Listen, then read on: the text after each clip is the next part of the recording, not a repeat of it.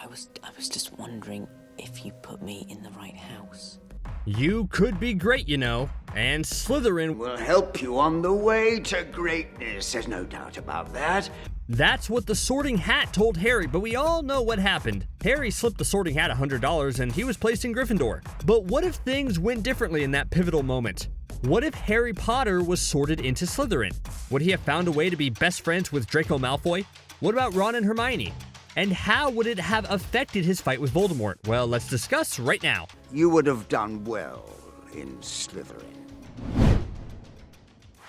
Let's imagine for a moment a version of the Harry Potter mythos that sees Harry reluctantly have to go over and join the Slytherin table after being sorted into his least favorite house. That would probably make for an awkward first night, right? Harry had just rebuked Draco Malfoy to defend Ron in front of everyone, and now he has to probably sit next to him. I think this would probably change Harry's mindset a lot and provide him a much bigger challenge in that first year. Instead of getting into the house he really wanted to, he has to hang out with the bullies and ambitiously driven newbies. He would struggle to get his bearings. That also means he has to spend a lot of his time in the dreary Slytherin common room, which probably wouldn't help his overall demeanor. But then again, the dark and grimy Slytherin common room is probably 10 times better than that cupboard under the stairs, right?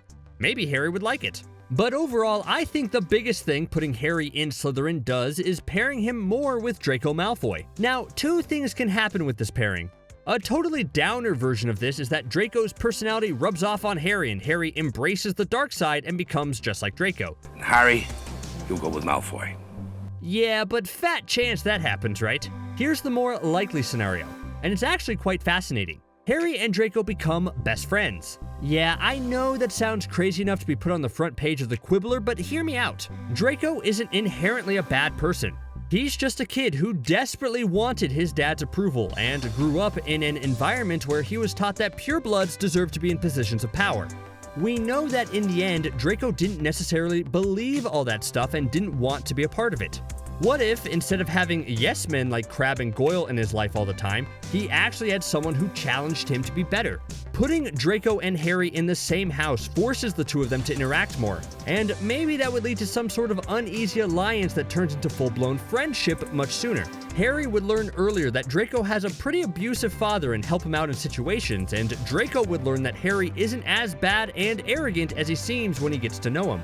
Can you imagine the adventures they would go on if it was this pairing throughout the franchise? Like, sure, this presents a problem in the first book since I don't think Harry would have figured out how to survive all the Sorcerer's Stone traps without Ron and Hermione. Like, if Harry and Draco got past Fluffy and landed in the Devil's Snare, I don't think they're smart enough to remember how to beat it. And between you and me, Draco doesn't look like that much of a chess player. But I actually think if they somehow survived their first year, Harry and Draco would have had a much easier second year with that whole Chamber of Secrets business. Hopefully, after a year of getting to know each other and rescuing the Sorcerer's Stone together, Draco is a bit more friendly and open with Harry and less into that whole, hey, purebloods are best type of mindset. That would mean Draco could be the key to solving the mystery of Tom Riddle's diary much sooner, as he would have the inside information. It would also save a lot of time. Harry and his friends spent a solid chunk of the year thinking Draco was the heir of Slytherin and he had opened the Chamber of Secrets. This would eliminate that whole misunderstanding, and with Draco being so close to the situation and now teetering between good and evil, Harry and him could have probably wrapped up the whole basilisk business like halfway through the school year. And once you kill a basilisk together, you really are friends for life. Now, we could continue on like this, rewriting the entire Harry Potter narrative to see how Draco could have fit in there and changed to become a better person. And while that does sound like some amazing character development, it still sort of stings, since it means we don't get to see our favorite triumvirate of Harry, Ron, and Hermione. But let's be real here.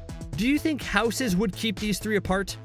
Before Harry was sorted into Gryffindor, he had already become friends with Ron. So if he had to go to the Slytherin side of things, I don't think Harry would start dismissing Ron and thinking like a Slytherin, would you? And the way Hogwarts houses are structured, does it really matter what house you're in? It's not like there are all Gryffindor classes or all Slytherin classes. Everything is combined, so Harry would have the same amount of classes with Ron and Hermione, mostly like he did before. And Harry is just that bullheaded enough to buck tradition and go sit with the Gryffindors and his friends during those lavish meals.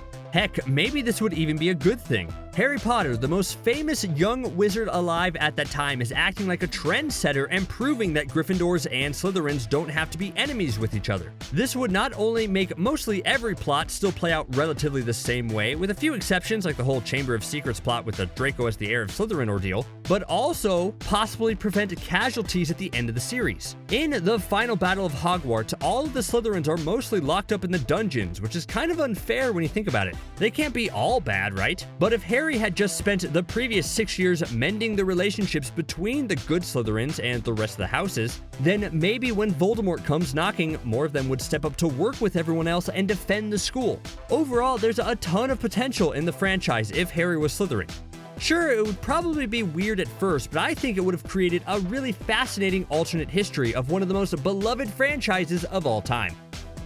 Now the real question is, what would Harry have done if he was accidentally sorted into Ravenclaw? Let's be honest, he probably would have flunked out the first year and then the story would have ended with Harry having to move back to the Dursleys to attend public school.